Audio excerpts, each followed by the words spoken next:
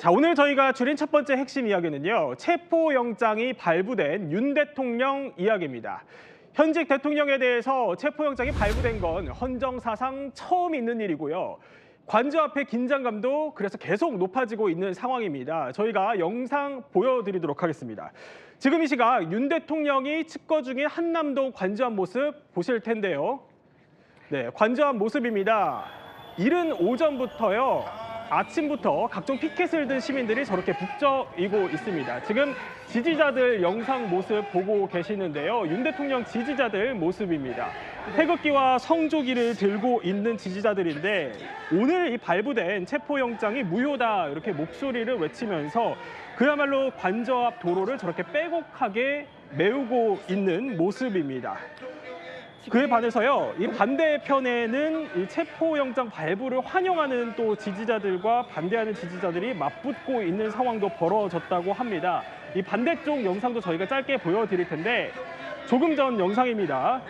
이 한쪽에서는 반란숙의 윤석열 체포, 또 윤석열 퇴진 등 문구가 담긴 피켓을 들고요. 윤석열을 거부한다. 또 저렇게 국지전 도발을 중단하라, 윤석열을 체포하라 이렇게 반대하는 사람들도 이 도로 반대편에 자리를 잡고 있습니다.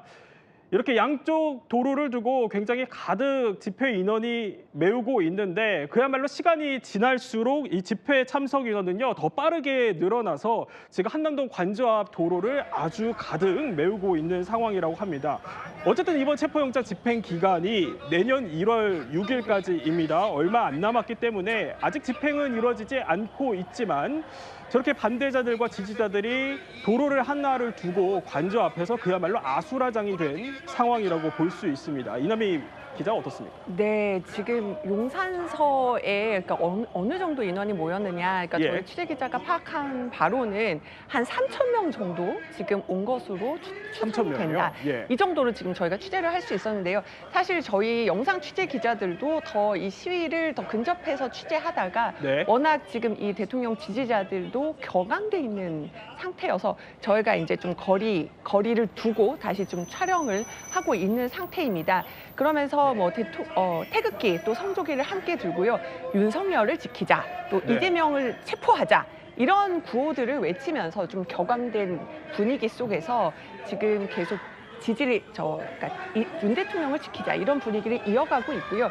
이게 지금 보여지는 모습인데 저희가 이제 오전에도 취재 기자가 여러 현장들을 살펴봤는데 윤 대통령 지지자들이 일부는 또 이 관저에 이제 혹시 체포하러 올까봐 그걸 막겠다면서 이렇게 들어 눕는 모습까지 보였습니다. 서로 어깨 동무를 하고 정말 넘어갈 수 없다 이러면서 좀 이렇게 누우면서 지금 굉장히 이 체포를 저지하겠다 이런 의지를 드러내기도 했습니다. 그러니까 윤 대통령에 대한 체포영장 발부를 반대하는 윤 대통령의 지지자들이 저렇게 관저 앞에 들어 누워 있는 모습도 있었고 또 저거는 버스 앞인 것 같은데 경찰 버스 앞에서도 저렇게 들어 눕는 모습이 일단은 이 경찰들이 오늘 그런 체포 때문에 온 것은 아니었고 이제 여러 가지 집회나 이런 것들을 위해서 이제 질서 유지들을 위해서 왔는데 이제 경찰에 강력하게 항의한다거나 이렇게 좀 충돌이 빚어지는 모습도 보였습니다. 자, 영장이 발부되자마자 그야말로 지지자들, 반대자들이 저렇게 모여서 물리적인 충돌까지 빚어지고 있는 모습인데 저렇다 보니 어느 정도 저런 상황이 예견될 수밖에 없다 보니까 법원도 영장 발부에 상당히 고심을 하는 모양새였습니다. 발부되기까지 한 30시간 정도 걸렸다 이런 얘기가 나오고 있는데 일단 박용차 위원장님, 법원의 체포영장 발부가 적절했다 이렇게 보십니까? 저는 좀 무리하지 않았나, 적절했다기보다는 좀 다른 길도 있지 않았나 하는 그런 생각을 하지 않을 수가 없고요. 다시 말하면 법리보다는 이제 국민정서법에 많이 편중돼서 판단한 것이 아닌가 하는 그런 생각을 지울 수가 없습니다. 우선 그 윤석열 대통령 측이 지적했던 내란죄는 공수처의 수사 대상이 아니다. 이 부분에 대해서 명쾌한 대답 없이 체포영장을 발부했다. 그리고 공수처 관할 법원은 서울지방법원이거든요. 그런데 공수처에서 느닷없이 서부지방법원에 체포영장을 청구했다. 그리고 기습적으로 그 체포영장 청구가 발부됐다라는 대목, 여러 가지 절차와 내용에 있어서 무척 아쉬운 그러한 영장 발부다라고 생각하고 있습니다. 그러니까 중앙지법이 아닌 서부지법에 영장을 청구한 것도 좀 석연치 않은 부분이고 여러 가지 절차에 흠결이 있었다 이런 지적을 해주셨지만 어쨌든 법원이 영장을 발부는 한 겁니다. 체포영장 발부 요건을 저희가 보니까 두 가지가 있어요. 그러니까 죄를 범하였다고 의심할 만한 상당한 이유가 있어야 하고 또 정당한 이유 없이 출석 요구에 응하지 않거나 응하지 않을 우려가 있을 때 어쨌든 이 두 가지가 요건에 해당이 된다. 법원은 이렇게 본 건데 윤석열 대통령 측 논리는 이랬습니다. 그러니까 정당한 출석을 하지 않은 이유에 대해서 이게 공수처가 내란죄 수사권이 없기 때문에 이 공수처가 수사권이 없는데 출석 요구에 응하는 거는 부당하다 이런 논리로 그동안 맞서왔는데 어쨌든 배 의원님 보면은 법원이 이 논리를 받아들이지 않음으로써 사실상 공수처가 내란죄 수사권이 있다 이런 쪽으로 해석을 하는 것 같습니다. 아, 네. 지금 윤 대통령을 체포해야 된다는 것에 대해서는 저는 아마 많은 국민들께서 뭐 이론이 없으실 것 같아요. 그동안 말씀으로는 뭐 정정당당하게 임하겠다라고 했지만 그동안 뭐 출석도 하지 않고 서류도 받지 않고 그야말로 꼭꼭 숨어 있는 거 아닙니까? 담화할 때 잠깐 얼굴 보이고 그리고 뭐 변호인이라든지 아니면 지인 통해서 하는 이야기도 그동안 있었던 뭐 온 국민께서 국회에서 도대체 무슨 일이 벌어지고 있는지를 다 봤고 뿐만 아니라 김용현 전 장관이 그 기소되면서 사실은 김용현 장관의 구속에도 마찬가지로 내란죄가 다 적용이 된 거거든요. 그러니까 그렇게 떳떳했으면 이미 나와가지고 국민들께 본인의 뭐 이야기를 제대로 하시든가 그것도 아니면서 무조건 다 어떤 꼬투리 잡기, 회피하기 이런 식으로 임하고 있는 것에 지금 국민들이 더 분개하시는 거거든요. 물론 일부 지지자들께서 지금 관저 앞에서 저렇게 시위를 하고 계시지만 저 부분은 그야말로 극히 일부일 것이고 우리 국민들께서 윤 대통령이 빨리 인신 구속이 되어서 제대로 이렇게 대한민국을 뒤흔들고 대한민국의 국격이 얼마나 무너지고 있습니까? 이런 부분들에 대해서 제대로 수사가 진행될 수 있게 협조해야 된다고 생각합니다.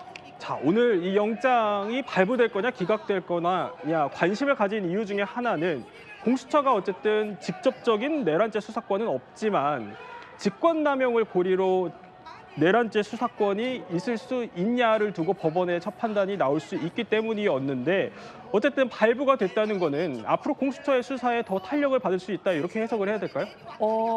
다만 이 체포영장이 실제로 집행될 수 있냐가 지금 큰 산으로 보입니다. 체포영장이 이제 만약에 집행되는 것도 오늘 이렇게 지지자들이 많기 때문에 일단은 먼저 체포를 할 수 있느냐 이 산을 하나 넘어야 되고요. 체포영장이 집행되면 48시간을 수사를 해서 결국 구속영장을 다시 청구해야 되는 상황인데 아직 좀 넘어야 할 산이 많기 때문에 수사가 쉽지는 않아 보입니다. 그리고 또 하나 지금 보면요. 윤 대통령 측에서 쓰는 전략은 시간 끌기 전략입니다. 그래서 윤 대통령 측에서 오늘 다시 한번 이 체포영장 발부가 불법적이다라고 비판을 하면서 이걸 했어요. 체포영장 집행정지 가처분 또 신청을 했습니다. 그래서 이 체포영장 자체 발부가 또 부당하다고 또 법적인 문제를 제기했기 때문에 여러 가지로 쓸 수 있는 방법, 카드를 다 쓰면서 또 시간 끌기를 하는 걸로 보입니다. 제가 추가로 좀 말씀을 올리면 오늘 그 영장이 발부됐다고 해서 법원에서 공수처의 내란죄 수사 상황을 정당화한 것은 아니다. 그렇게 볼 수는 없다. 그렇게 말씀드릴 수 있고요. 윤 대통령이 그동안 이제 공수처에서는 내란죄 수사 권한이 없다라고 여러 차례 강조하지 않았습니까? 그런데 지금 발부된 영장을 보면 이 내란죄를 공수처가 수사할 수 있는지 없는지 여부에 대해서 전혀 언급이 없다는 것이죠.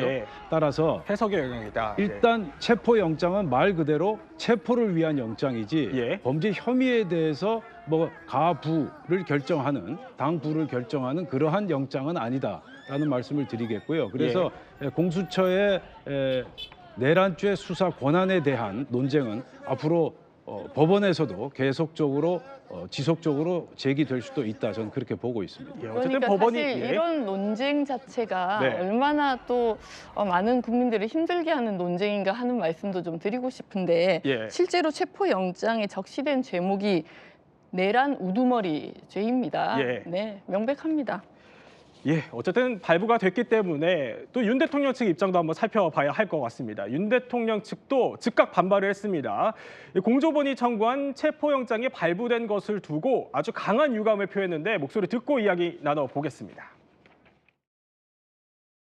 권한 없는 기관에서 청구한 영장이 발부됐다는 것이 놀랍고, 그리고 이런 불법적인 또 영장 청구가 발부된다는 것이 이 법치주의에 맞는지, 이런 불법적인 영장 청구는 불법 무효라는 입장입니다. 기본적으로 내란죄가 성립할 수 없다.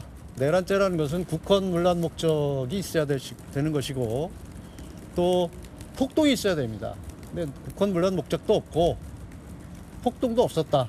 수사를 피할 이유가 없습니다.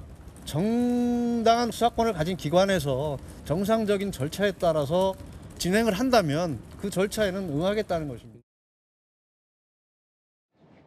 자, 그러니까 불법적인 영장 청구는 불법 무효이다 이렇게 또 맞서고 있으면서 이번 체포 영장을 두고 헌법재판소에 권한쟁의 심판 또 가처분 신청을 내겠다 이렇게까지 예고를 하고 있습니다.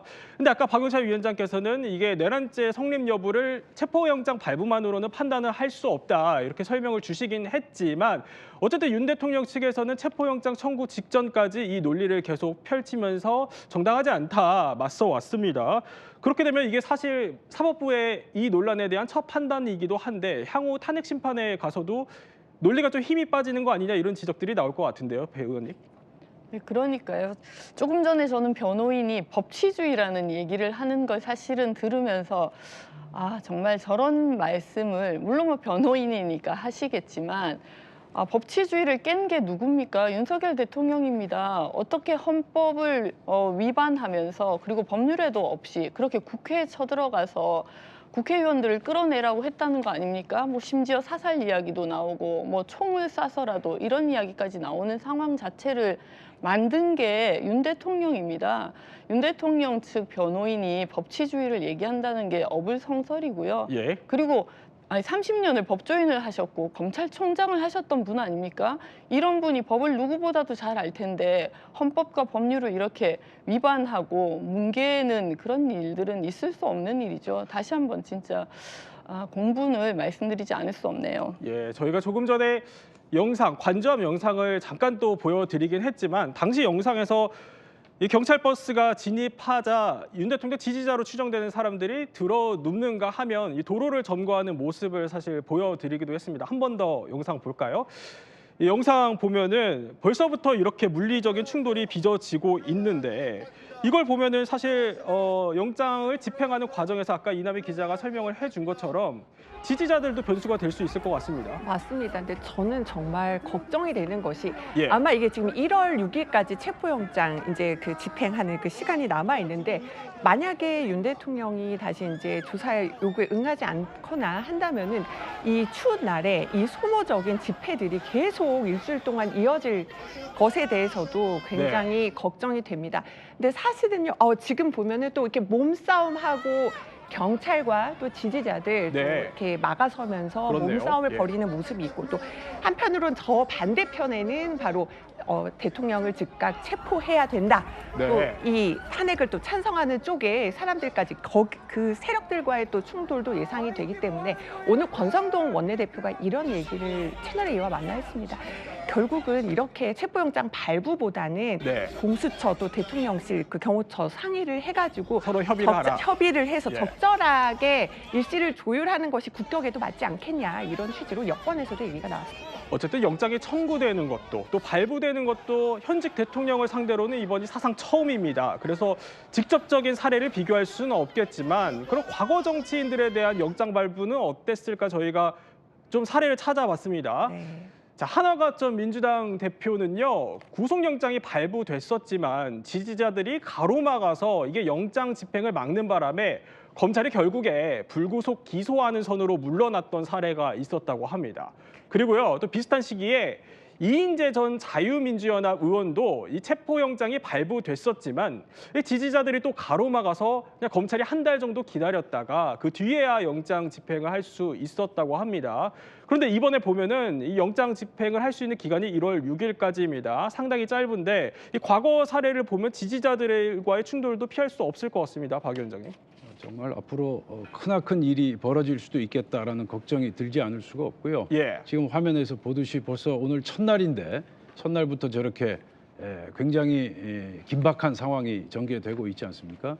따라서 1월 6일까지 저 같은 상황이 앞으로도 계속될 터인데 예. 과연 공수처에서 경찰과 합동으로 한다고 하지만 체포영장을 실현시킬 수 있겠는가 하는 그 부분에 있어서 상당한 걱정이 앞섭니다. 그리고 제가 한 가지 좀 추가드리고 싶은 말씀은 지금 비상계엄에 대한 이제 국민적 정서는 정서대로 우리가 충분히 감안해야 되겠지만 그러나 이 비상계엄 사태에 대한 윤석열 대통령에 대한 법적 절차는 법리에 따라서 움직여야 된다라는 말씀을 꼭 드리고 싶고요. 얼마 전에 그 천대엽 법원 행정처장이 그 말씀을 하지 않으셨습니까? 검찰에서 내란죄를 수사하고 있는데 이게 수사 권한이 없어서 나중에 재판정에 가서 논란이 될 수 있을 것이다. 지금 공수처도 똑같은 상황입니다. 공수처는 직접적인 내란죄 수사 권한이 없습니다. 네. 그렇다면 이게 나중에 어떻게 문제가 되느냐? 재판 과정에서 판사가 법적 권한이 없는 공수처에서 내란죄를 수사하고 있다. 따라서 증거 능력을 인정하지 않을 가능성이 있다는 말씀 다시 한번 드리고 싶습니다. 네, 일단 체포영장은 발부가 된 것이기 때문에 법원에서 허락을 한 것이고요. 그렇기 때문에 특검이 빨리 출범해야 된다는 목소리가 같이 나오는 겁니다. 그렇죠. 아니 사실 현역 대통령이 이런 식으로 쿠데타를 일으킬 거라고 누가 상상했겠습니까? 그러다 보니까 좀 불비의 상황이 있을 수 있는 것인데 그것에 대해서 지금 논의하는 것은 어떻게 보면 좀 한가진 이야기일 수도 있을 것 같습니다. 이미 법원에서 체포영장을 발행하기도 했고요. 빨리 특검이 제대로 나서서 제대로 된 수사를 한다면 이런 뭐 수사기관 주체 이야기도 당연히 사그라들 수 있을 거라고 생각합니다. 그런데요, 저런 지지자들의 사실 방패를 뚫는다고 해도 집행 과정에서 또 다른 변수가 하나 더 있습니다. 바로 대통령 경호처입니다. 이 대통령 경호처가 협조를 하냐 마냐 여부를 두고도 공방이 오가는데 오늘 입장을 밝힌 겁니다. 경호처가요, 영장 집행 관련 사항은 적법한 절차에 따라 경호 조치가 이루어질 것이다. 사실상 경호처도 일단은 막겠다 이런 입장인 것 같습니다. 이렇게 보면은 물리적인 충돌을 또 피할 수 없을 것 같은데요. 네, 경호처 입장 딱 저렇게 간단하게만 나왔어요. 적법한 절차에 따라서 경호 조치가 이루어질 것이다. 이거를 좀 해석기를 돌려보면은 막을 수 있다라는 것을 함의한 것으로 보입니다. 그래서 어떤 법령을 근거로 이 체포영장 집행을 막을 것이냐. 가장 먼저 나오는 것이 바로 형사소송법 110조입니다. 군사상 비밀을 요하는 장소는 책임자의 승낙 없이는 압수수색할 수 없다. 아예 이 장소에, 그러니까 그 대통령이 머무는 관전은 들어올 수 없다라는 것을 내세워서 아예 체포영장 집행 자체를 막을 것으로 보입니다. 다만 이제 공수처 입장에선 이것이 공무집행 방해다 이러면서 최초의 정말 사상 초유의 대통령 체포영장 발부기 때문에 이 법령까지도 충돌하고 있는 상황입니다. 자, 그러면 이 영장을 집행하는 과정에서도 지지자들도 넘어야 하고 또 경호처도 넘어야 하기 때문에 워낙 변수들이 또 많은 상황인 건데 어쨌든 이번에 법원이 윤 대통령 체포영장을 발부를 한 거는요. 죄를 범했다고 볼 상당한 이유가 있다 이렇게 해석이 됩니다. 그래서 이걸 뒷받침할 수 있는 오늘 공소장이 또 공개가 됐습니다. 이게 계엄 당시 군 수뇌부들의 공소장인데요. 누구냐면 이 여인영 전 방첩사령관 그리고 또 이진우 전 수방사령관입니다. 이 두 명을 검찰이 재판에 넘기면서 공소장이 공개가 된 건데 네, 이 공소장 내용을 보면 오늘 이렇습니다. 먼저 이진우 전 수방사령관에 대한 공소장인데 이 계엄 전날에 김용현 전 국방부 장관이 또 지시를 했습니다. 네, 다시 한번 그래픽을 볼까요? 네, 김용현 전 국방부 장관이 이 계엄을 선포한 뒤에 이진우 수방사령관에게 국회를 출동해라, 또 국회를 막아라 이렇게 봉쇄 지시를 내렸고요. 또 이진우 수방사령관이 국회를 봉쇄하는 계획을 수립을 했습니다. 그러니까 저 상황이 계엄 전날에 이루어진 겁니다.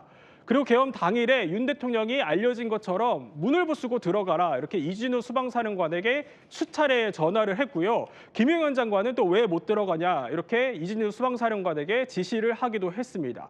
그런데요, 오늘 공개된 이 공소장을 보니까 이진우 수방사령관의 휴대전화 메모가 공개가 된 겁니다. 맞아요. 이게 계엄 전날에 작성된 메모로 추정이 되는데 이 문을 열거나 부수는 데 사용하는 도구, 또 쇠 지렛대, 국회 해산권이 있나요? 이런 거를 직접 휴대전화에 검색을 또 했다고 하고요.